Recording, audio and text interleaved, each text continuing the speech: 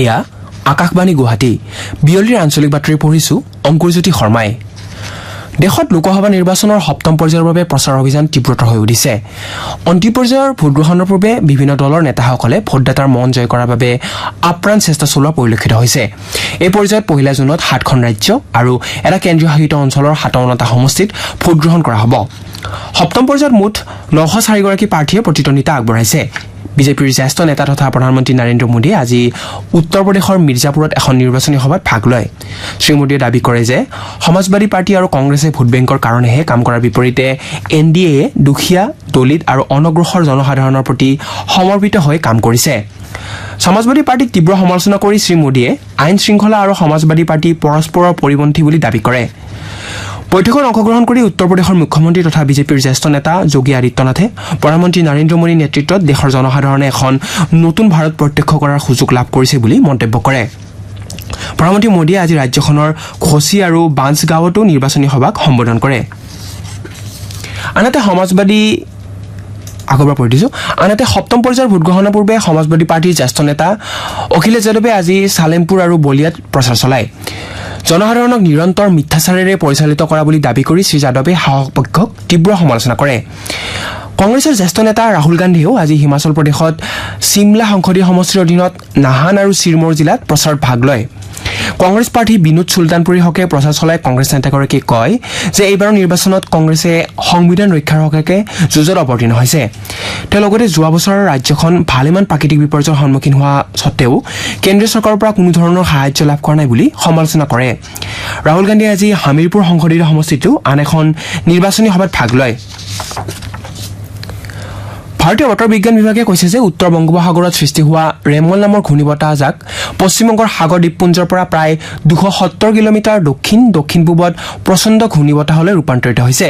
বতৰ বিজ্ঞান বিভাগে প্ৰকাশ কৰা মতে বতাহজাক উত্তৰ দিশলৈ গতি কৰিব আৰু প্ৰতি ঘণ্টাত 110ৰ পৰা 135 কিলোমিটাৰ বেগেৰে আজি মাজনিশালৈ বাংলাদেশ আৰু কাষৰীয়া পশ্চিমবংগৰ উপকূল ভাগ পাৰ হৈ যোৱাৰ সম্ভাৱনা আছে। ইপিনে কলকাতা বিমানবন্দৰ কৰ্তৃপক্ষই ঘূৰ্ণী বতাহজাকৰ সম্ভাৱ্য প্ৰভাৱলৈ চাই আজি দুপৰীয়াৰ পৰা 21 ঘণ্টাৰ বাবে বিমানৰ চলাচল বন্ধ ৰখাৰ সিদ্ধান্ত গ্ৰহণ কৰিছে।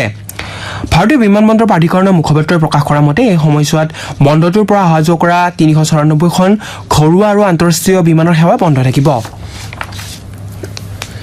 স্বাস্থ্য আৰু পৰিয়াল কল্যাণ বিভাগৰ মন্ত্ৰী কেশৱ মহন্তই আজি ৰাজ্যত বিশেষকৈ উজনি অসমত প্ৰাদুৰ্ভাৱ ঘটা এনকেফেলাইটিছ ৰোগৰ বিষয়ে স্বাস্থ্য বিভাগে গ্ৰহণ কৰা প্ৰতিৰোধমূলক ব্যৱস্থা সম্পৰ্কে সংবাদ মাধ্যমৰ আগত প্ৰকাশ কৰে। উজনি অসমৰ যোৰহাট, শিৱসাগৰ, মাজুলী আৰু গোলাঘাট জিলালৈ গুৱাহাটী চিকিৎসা মহাবিদ্যালয়ৰ পৰা এটা বিশেষজ্ঞৰ দল প্ৰেৰণ কৰা হৈছে বুলি স্বাস্থ্যমন্ত্ৰীগৰাকীয়ে জানিবলৈ দিয়ে।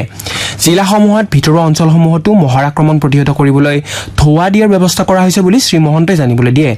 ইয়াৰ লগতে বিশেষজ্ঞৰ দলটোৱে ৰোগৰ উৎস আৰু প্ৰসাৰৰ কাৰণ বিশ্লেষণ কৰিব বুলি তেওঁ সংবাদ মাধ্যমৰ আগত প্ৰকাশ কৰে। ইতিমধ্যে 4খন জিলাৰ আয়ুক্তৰ সৈতে পোনপটীয়াকৈ কথা পাতিছে বুলি কলিয়াবৰত আজি স্বাস্থ্যমন্ত্ৰীগৰাকীয়ে সংবাদ মাধ্যমক অৱগত কৰে। ৰাজ্যৰ অন্যান্য প্ৰান্তৰ লগতে তামুলপুৰ জিলাতো গ্ৰীষ্মদাহত জনসাধাৰণ বিভিন্ন ৰোগত আক্ৰান্ত হৈছে। হাঁপানি, ডায়েৰিয়াৰ লগতে সাধাৰণ ভাইৰেল জ্বৰত শিশু আৰু বৃদ্ধ ব্যক্তিসকল চিকিৎসালয়ত ভৰ্তি হ'বলগীয়া হৈছে। এই ক্ষেত্ৰত ৰাজ্যক বিভিন্ন ক্ষেত্ৰত সতৰ্ক হ'বলৈ নাগৰিজুলি আদৰ্শ চিকিৎসালয়ৰ উপ অধীক্ষক ডাঃ দিগন্ত কুমাৰ বড়োৱে সংবাদ মাধ্যমযোগে আহ্বান জনায়। জনসাধাৰণক বিশুদ্ধ খোৱা পানীৰ লগতে নাৰিকলৰ পানী, নেমু চৰ্বত ইত্যাদি খাবলৈ পৰামৰ্শ আগবঢ়াই উপ অধীক্ষকগৰাকীয়ে ধূলি-বালি আৰু প্ৰদূষণৰ ফলত এই সময়ছোৱাত ভাইৰেল ৰোগসমূহ দেখা দিছে বুলি মত প্ৰকাশ কৰে। কৰিমগঞ্জ জিলাৰ কায়স্থ গ্ৰামত আজি এটা পথ দুৰ্ঘটনা সংঘটিত হয়। দুৱাৰীবাগ অঞ্চলত ৰেল গেট নথকা ৰেলৱে ক্ৰছিঙত এখন 4চকীয়া বাহন আবদ্ধ হৈ পৰে আৰু ত্ৰিপুৰা অভিমুখী মালবাহী ৰেলখনে গাড়ীখনক খুন্দা মাৰি কিছু দূৰলৈ ঠেলি নিয়ে। অৱশ্যে গাড়ীখনত থকা 3জন যাত্ৰী গাড়ীৰ পৰা নামি নিৰাপদ স্থানত আশ্ৰয় লয়। স্থানীয় লোকৰ সহায়ত ৰেলপথৰ পৰা ক্ষতিগ্ৰস্ত গাড়ীখন উদ্ধাৰ কৰা হয়। অসম ক্ৰিকেট সন্থাৰ উদ্যোগত বৰপেটা অনুষ্ঠিত কনকলতা বৰুৱা আন্তঃজিলা মহিলা ক্ৰিকেট প্ৰতিযোগিতাৰ আজি অনুষ্ঠিত চি গ্ৰুপৰ অন্তিমখন খেলত ঘৰুৱা দল বৰপেটাই নগাঁও জিলা দলক পৰাজিত কৰে। বৰপেটা জিলা ক্ৰীড়া সন্থাৰ খেলপথাৰত অনুষ্ঠিত খেলখনত বৰপেটা 20 ৰানত বিজয়ী হয়। এই জয়ৰ সুবাদত বৰপেটা প্ৰতিযোগিতাখনৰ চূড়ান্ত ৰাউণ্ডলৈ নিৰ্বাচিত হয়। প্ৰথমে বেট ধৰি বৰপেটাই 29 অভাৰ আৰু 3টা বলত আটাইকেইটা উইকেট হেৰুৱাই 87 ৰান সংগ্ৰহ কৰে। প্ৰত্যুত্তৰত নগাঁও জিলা দলে 26 অভাৰ আৰু 3টা বলত আটাইকেইটা উইকেট হেৰুৱাই 67 ৰান সংগ্ৰহ কৰিবলৈ সমৰ্থ হয়। এতিয়া বাতৰি ইমানতে হৈ গ'ল। নমস্কাৰ।